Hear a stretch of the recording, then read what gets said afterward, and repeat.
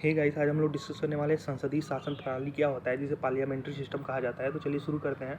जो हमारा संसद होता है, जो पार्लियामेंट होता है, उसे विधायिका भी कहा जाता है, जो 3 पार्ट से मिलकर बना होता है। पहला लोकसभा, दूसरा राज्यसभा, तीसरा राष्ट्रपति। जो लोकसभा होता है वो सांसद सांसद उसके प्रतिनिधित्व करते हैं, वो सांसद से मिलकर बना होता है। लेकिन जो राज्यसभा होता है वो राज्य का प्रतिनिधित्व करता है, वो राज्य के प्रति केंद्रित रहते हैं। और जो राष्ट्रपति होता है वो बने कानून पर हस्ताक्षर करते हैं, यानी उसे पास कर देते हैं। तो क्या कहा जा सकता है कि जो केंद्र में जो कानून बनाते हैं उन्हें संसद कहते हैं, जो राज्य में कानून बनाते हैं उन्हें राज्य विधानमंडल कहते हैं। जो राज्यसभा होता है वो केंद्र में होता है, जो विधान परिषद होता है वो राज्य में होता है। ठीक उसी प्रकार जो राष्ट्रपति होता है वो जो राष्ट्रपति होता है वो केंद्र में होता है, जो राज्य में होता है उसे राज्यपाल कहा जाता है। जो लोकसभा होता है वो केंद्र में होता है, जो राज्य में होता है उसे विधानसभा कहते हैं। यानी जो पीएम का भी चुनाव हुआ है, जो जो जिससे चुन के आए हैं मोदी जी, उसे लोकसभा का चुनाव कहते हैं। लेकिन जो विधानसभा का चुनाव हो रहा है, जैसे गुजरात में अभी विधानसभा का चुनाव हो रहा है, यानी मुख्यमंत्री का चुनाव हो रहा है। तो ये जो होता है, जो सिस्टम बना है वो विधायिका, कार्यपालिका, न्यायपालिका 3 चीज़ से मिलकर बना है। तो विधायिका का जो काम होता है उसका काम है कि कानून को बनाना, और जो कार्यपालिका का काम है उसे कानून को लागू कराना, और जो न्यायपालिका है उसका काम है कि न्याय देना, यानी जो लॉ का उल्लंघन कर रहा है, जो सही से फॉलो नहीं कर रहा है, पनिशमेंट करना। तो जो कार्यपालिका है उसके 2 पार्ट हैं, एक राजनैतिक कार्य और दूसरा प्रशासनिक कार्य। जो राजनैतिक कार्य होता है इसमें मंत्रियों का समूह होता है, जिसे मंत्री परिषद कहते हैं। और जो प्रशासनिक कार्य होता है वो सिविल सेवकों का समूह होता है, यानी नियम कानून दोनों लागू कराते हैं।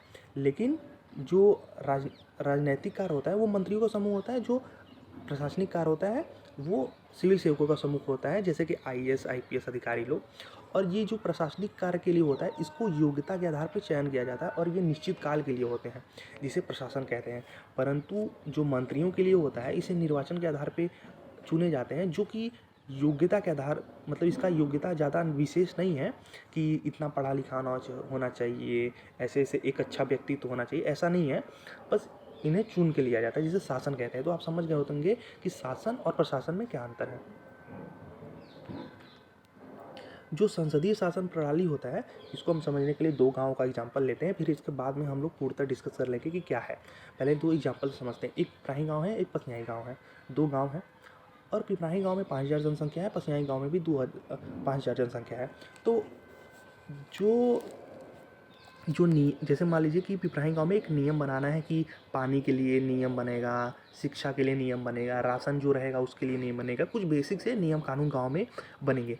तो ये जो गाँव में जो नियम कानून बनाए जाएंगे, इसमें मान लीजिए 100 लोग वरिष्ठ लोग आ गए, जो गाँव के पढ़े लिखे हैं, वो चुन के निकाले गए, 100 लोग वो हो गए।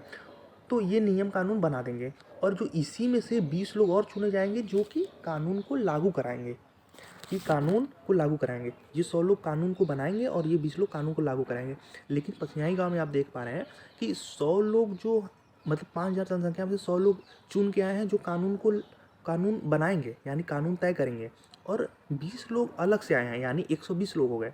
यानी 20 लोग अलग से आ रहे हैं, सॉरी,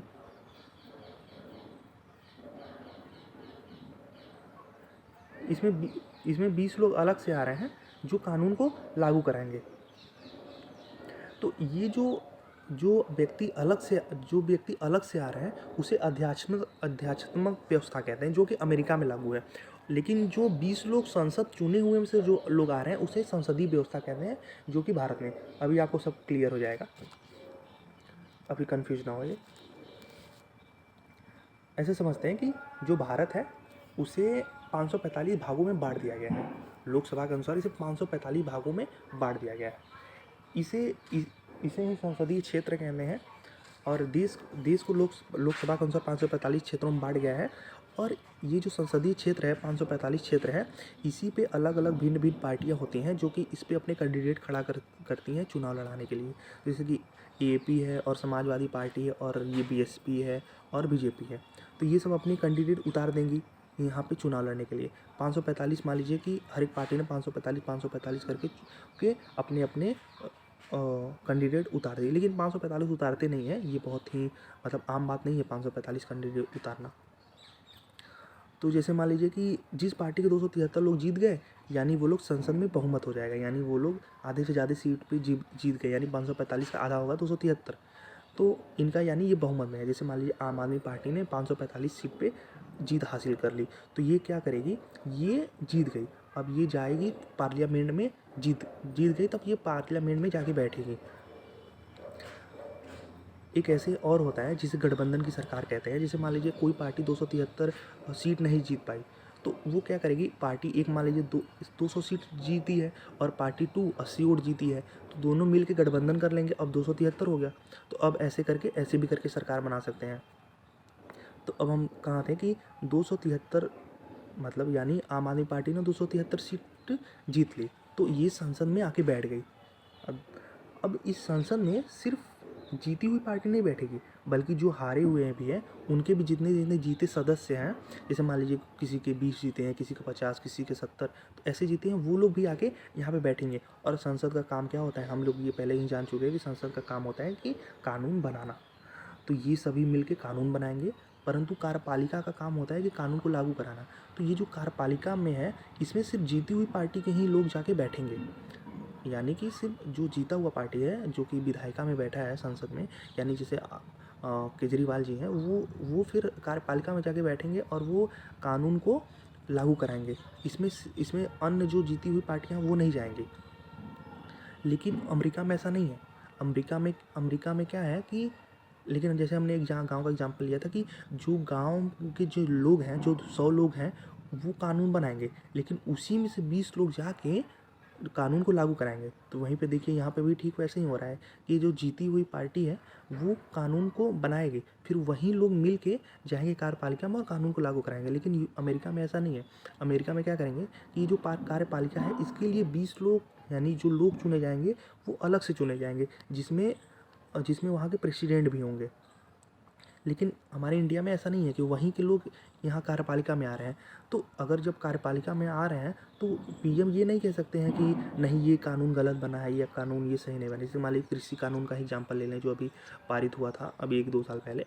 तो जैसे मोदी जी ने बना दिया और भी बाकी संसद में बाकी पार्टियों और मोदी जी ने भी मिल के पार्टी बना दी। लेकिन ये मोदी जी कार्यपालिका में आने के बाद ये नहीं कह सकते कि ये कानून बेकार बना है, इसे लागू नहीं किया जा सकता, क्योंकि उसमें तो ये भी तो थे ना, ये संसद में 273 लोग जो बहुमत है उसमें ये भी शामिल थे। इसलिए इनको भी ये उल्लंघन नहीं कर सकते कि नहीं ये कानून सही नहीं बना है। लेकिन जो अमेरिका का जो राष्ट्रपति हैं वो कह सकते हैं कि हाँ ये कानून सही नहीं बना है, ये कानून बहुत ही बकवास बना है, इसका हम समर्थन नहीं करते हैं। पर वहाँ पे ऐसे हो सकता है, इसलिए वहाँ पे विवाद के मामले बहुत ज़्यादा बढ़ जाते हैं। और जो मंत्री व्यक्तिगत रूप से राष्ट्रपति के प्रति उत्तरदायी होते हैं, जबकि मंत्रिपरिषद सामूहिक ग्रुप है जिसे लोकसभा के प्रति उत्तरदायित्व या तो सभी रहेंगे या तो कोई नहीं रहेगा। जैसे मान लीजिए अगर ये जो 273 लोग मान लीजिए जीत गए, अब मान लीजिए 273 लोग जीत गए, अब इसके पार्टी के मान लीजिए 20 लोग चले गए, 20 लोग अगर पार्टी छोड़ दिए तो यानी वो सरकार गिर गई, मतलब वो हार गए। या तो सभी रहेंगे या तो कोई नहीं रहेगा, यानी 273 या तो 273 लोग रहेंगे, या तो अगर एक लोग भी गए तो इनकी पार्टी यानी गिर गई, क्योंकि ये तो बहुमत में आए थे ना। अगर 272 हो गया, 271 हो गया, तो यानी इनकी पार्टी बहुमत खत्म हो गई, यानी फिर से चुनाव होगी। संसद में जब तक बहुमत है तभी तक सरकार रहेगी। यूएसए में दोनों का कार्य अलग अलग है। प्रधानमंत्री और यानी प्रेसिडेंट कार्यपालिका की आलोचना कर सकते हैं, यानी जो प्रेसिडेंट होगा वो मतलब यहाँ जो विधायिका के लोग हैं वो कह सकते हैं कि कार्यपालिका वाले सही नहीं है, ये कानून को लागू कर दिए, या कार्यपालिका वाले विधायकों को कह सकते हैं कि ये इसने कानून नहीं बनाया।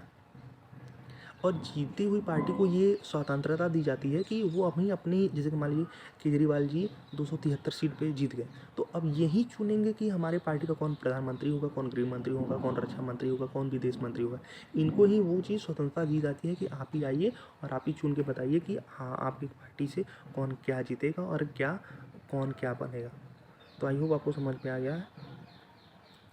गया होगा। सिर्फ जीती हुई, यहाँ पे लिखा हो कि सिर्फ जीती हुई पार्टी ही कानून लागू करा सकती है। तो आई होप आपको समझ में आ गया होगा। Thank you.